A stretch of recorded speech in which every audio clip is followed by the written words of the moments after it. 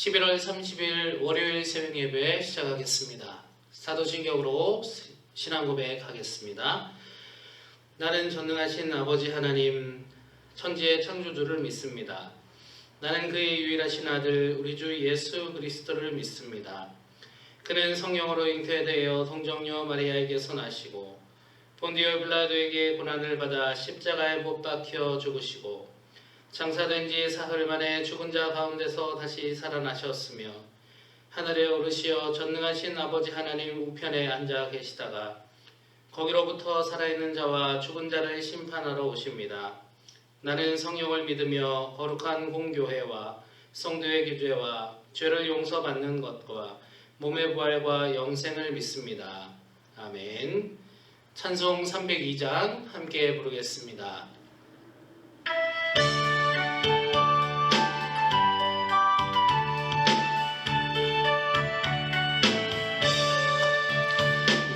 주 하나님 넓고 큰 은혜는 저 큰 바다보다 깊다.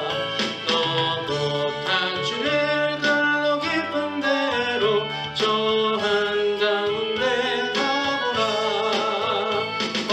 언덕을 떠나서 창가에 배 띄워 내 주 예수 은혜의 바다로 내 맘껏 져가라.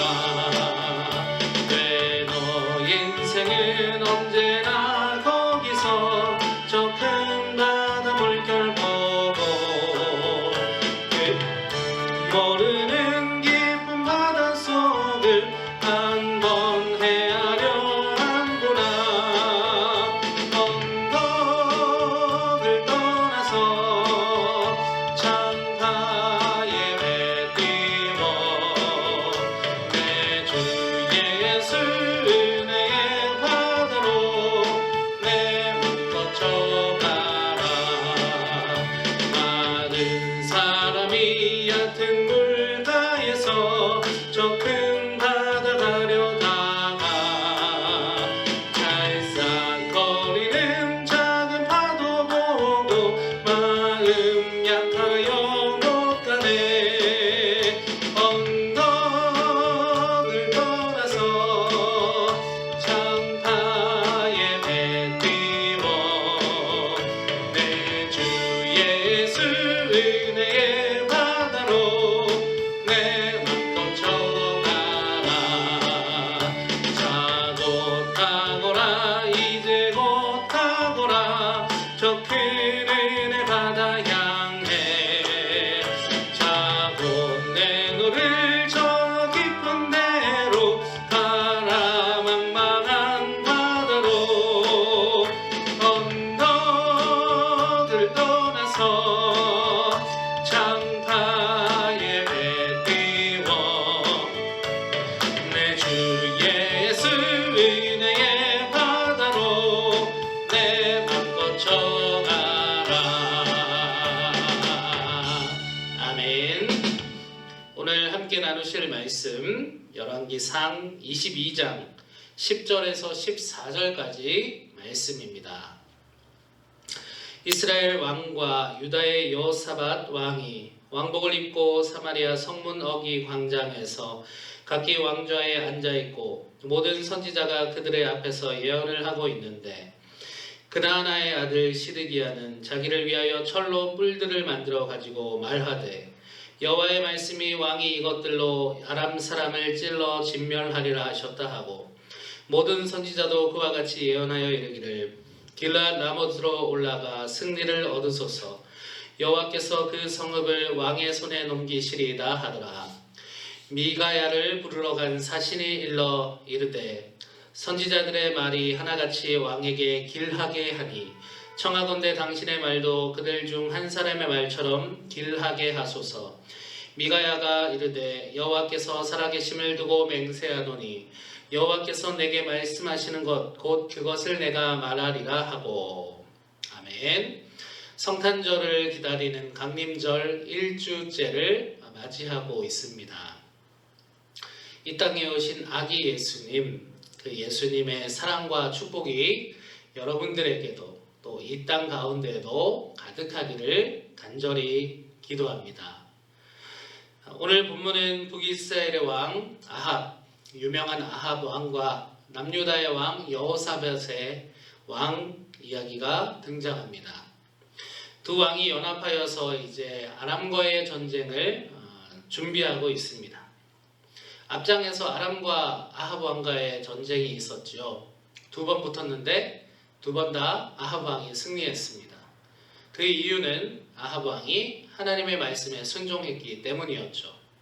이제 세 번째 전쟁을 준비하는 장면인데, 이 전쟁을 준비하는 장면 가운데 조금 달라진 것이 있는 것은 아합 왕이 예전과 같이 하나님의 말씀에 순종하려 하지 않고 자기 귀에 듣고 싶은 대로 들으려 하고 있다라는 것입니다. 두 왕이 전쟁을 준비하면서 이제 하나님의 선지자라 불리는 사람들을 불러 모은 것 같습니다. 그리고 이 전쟁을 앞두고 있는 이 전쟁, 앞으로 어떻게 될 것인가 하나님의 예언을 듣고 싶어서 이 선지자들에게 각자 다 예언을 하라 시킨 것이죠. 표면적인 이유는 하나님께서 이 전쟁을 어떻게 하실지를 묻고자 함에 있는 것처럼 보였지만, 사실은 이 두 왕이 아람과의 전쟁을 일으키는 것에 있어서 정당성, 바로 구실을 찾으려고 이렇게 하고 있는 것이었습니다. 아니나 다를까 400명이나 모였다는 그 하나님의 선지자들, 이 선지자들이 각각 다 예언을 하는데 하나같이 다 하나님께서 두 왕을 전쟁에서 승리하게 해주실 것이다, 이런 말들을 했다라는 것이죠. 그런데 남유다의 여호사밧 왕은 사실 좀 하나님께 가까이 있던 왕이었는데 여호사밧 왕이 보기에 이 400명의 선지자들이 하는 말들이 그렇게 믿어지지가 않았던 것 같습니다.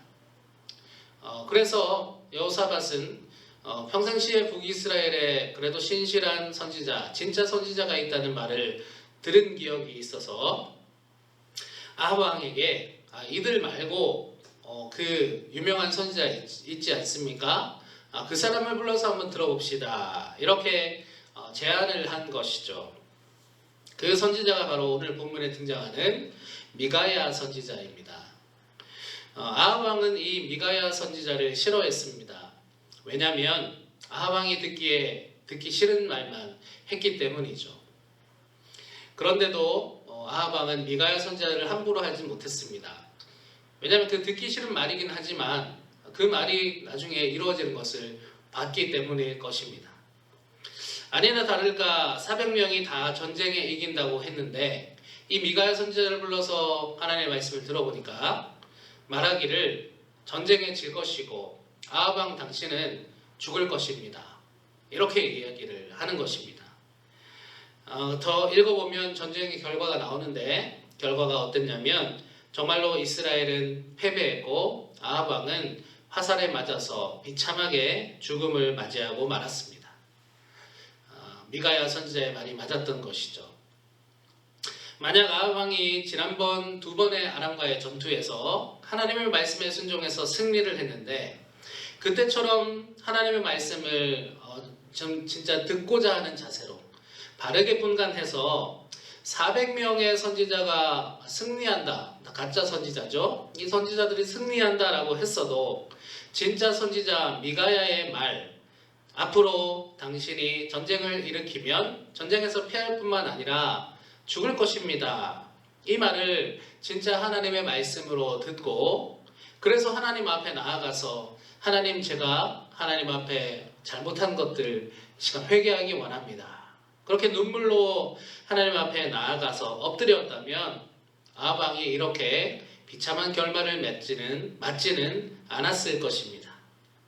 하지만 아합 왕은 더 이상 2번 성공 그 전쟁에서 승리할 때의 아합 왕이 아니었기 때문에 결국은 비참한 최후를 맞이할 수밖에 없었던 것이죠. 이 모습을 보면서 우리는 아합의 입장에서 또 미가야의 입장에서 우리 자신을 투영하여서 신앙의 교훈을 얻을 수 있어야 할 것입니다.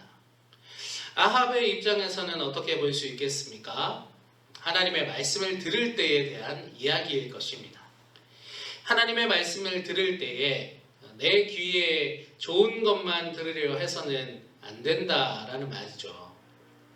귀에 듣기 좋은 것만 듣는 게 아니라 때로는 하나님께서 나에게 찌르시고 야단치시는 것 같은, 꾸중하시고 하지 말라 하시는 그런 말씀이 때로는 나에게 주시는 하나님의 말씀으로 여기고 기꺼이 그것에 순종하며 또 아멘하며 나아갈 수 있어야 하겠다라는 것입니다.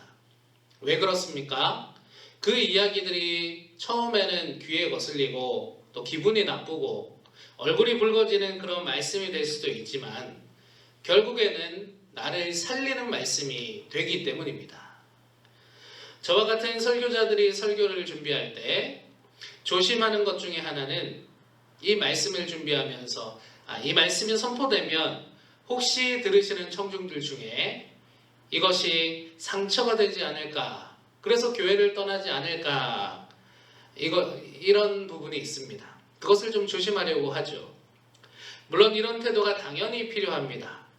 말씀이 청중이 듣기 쉽게 청중의 중심에 맞춰서 선포가 되어야 하겠죠.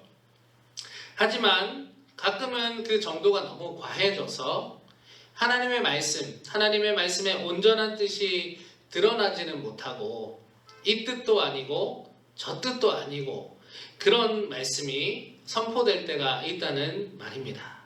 그것이 문제이죠. 설교를 준비하는 자도 문제이지만 설교를 듣는 우리도 나를 찌르는 설교를 만약 듣게 되었을 때 그것을 두고 우리 목사님이 나를 싫어해서 저 설교할 때 나한테 찌르는 말을 하시는구나, 이렇게 받아들일 것이 아니지 않겠습니까?